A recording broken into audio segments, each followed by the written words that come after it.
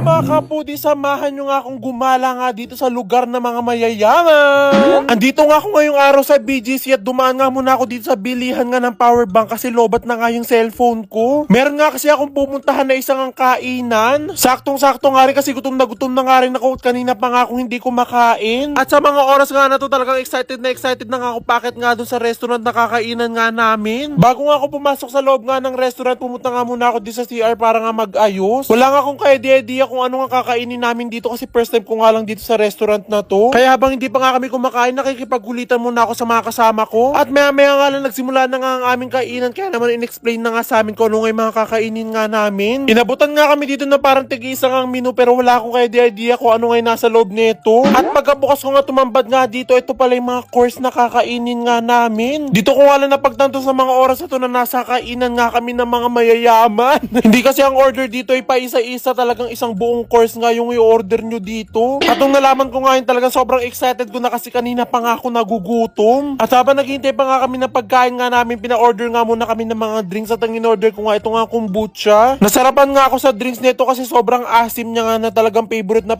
ko. Ito nga yung tipo ng inumin na hindi mo siya kayang inumin ng dire-diretso. At sa pambihirang ang pagkakataon, nakita nga namin itong owner ng Gallery by Chele, itong si Chef Chele. And-explain nga lang nila sa mga oras na to kung paano nga nila ginagawa nga yung ininom ko nga kanina na kombucha. At talaga na curious nga kami at talaga napatikim nga kami nitong mga sinerve nga sa amin na kombucha. Talaga namang sobrang sarap. Ito nga yung tipong na talaga sobrang sarap niya nga inumin ng dahan-dahan na hindi mo talaga siya kayang inumin ng dire-diretso. At nung nainom ko na nga itong kombucha na to, nagulat nga ako kasi merong nilabas sila chef na parang dahon nga ng kalabasa. Kaya talaga nagulat nga ako nung sinabi nga nila na pwede nga namin itong kainin. Ilang beses na nga ako nakakain nito. It's very nice. At talaga namang nagulat ako pagkatikim ko nga nitong dahon ng kalabasa na to kasi hindi siya basta-bastang dahon ng kalabasa. Na talagang nagulat nga ako pagkakain ko kasi meron talaga siyang laman sa loob. At nung natikman na nga namin yun, lumabas na nga kami dito sa garden nila kasi meron na naman sila ipatitikim.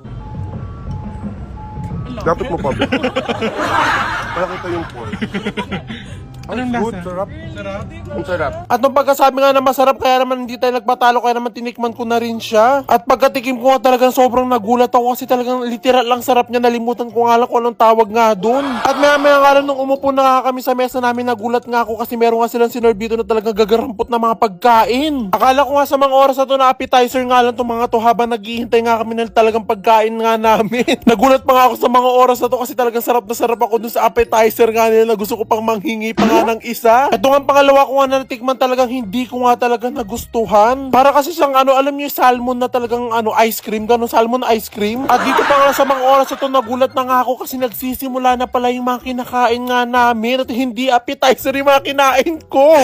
Ganito pala kakonti yung mga siniserve sa restaurant na to kasi first time ko nga lang dito, ngayon ko lang nalaman na ganito pala talaga kakonti, tas hati-hati pa kaming lahat. Kaya talaga nagulat ako na sobra, pero nung pagkatikim ko nga nitong sinerve nga nila, grabe. Parang gusto ko pa nga umorder nga ng marami kasi talagang sobrang sarap. Tapos meron pa nga kasamang parang sabaw nga yung lasang tinola pero talagang mayaman version. At nung natapos na nga kami sa pangalawa na yun, dito naman kami sa susunod na sinerve nga nila. Tawan-tawa pa nga ako sa mga oras na to kasi tignan nyo yung mga tacos, ang lili.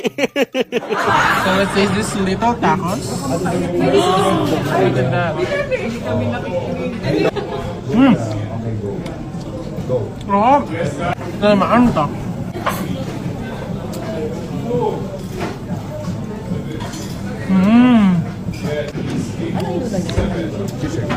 Can I try this instead? Masarap.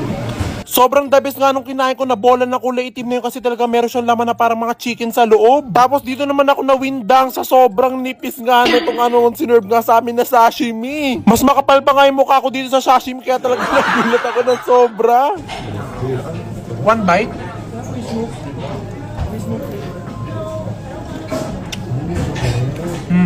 Hindi ako may sa sashimi. Masarap. Wala rin to. This one is sarap.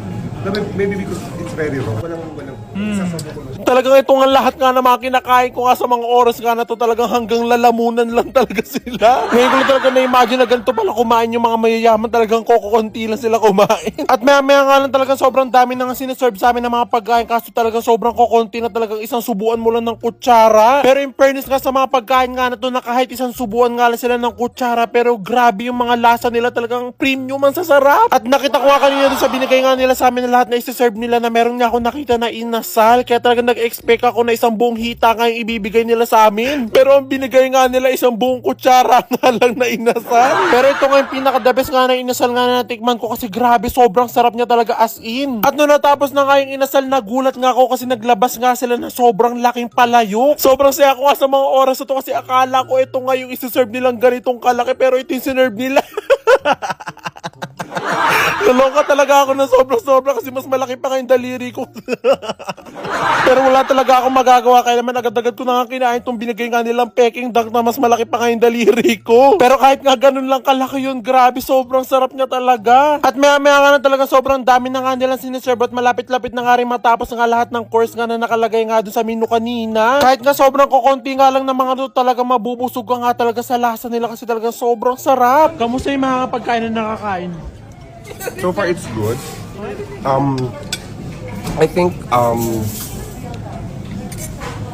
At maya-maya nga lang, dumaan na nga kami dito, at meron na nga ulit silang nilabas dito na malaking steak. At sa mga oras na to, nag-expect na naman ako na malaki nga yung isi-serve nila, tapos ito yung binigay nila.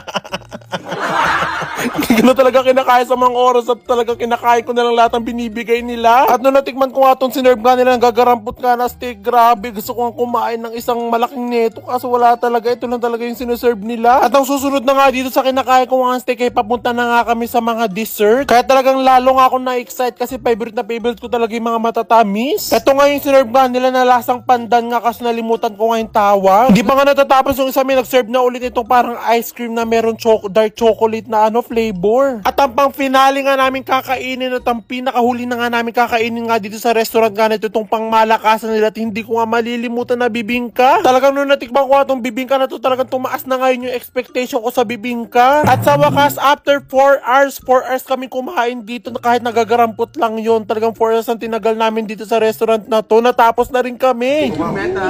Thank you, Meta. Thank you, Meta. Sabi mo, thank you, Meta. Thank you, Meta. Thank you, Meta. thank you, Meta. Thank you, Meta. Thank you, Meta. Thank you, Meta. Sobrang saya ko nga sa dinner na to, talagang sobrang dami nga namin na pagchismisan nga dito. At talagang thank you nga kay Lolo Meta, kasi siya nang libre sa amin. Busog? Hindi na nakabusog na busog?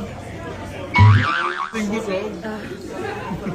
Hindi naman halata sa mga oras na to, nabusog nga kami, na talagang sobrang sarap, kahit nga konti, sobrang dami rin namin nakain. Thank you kay Miss Rai at sa Trend Circle.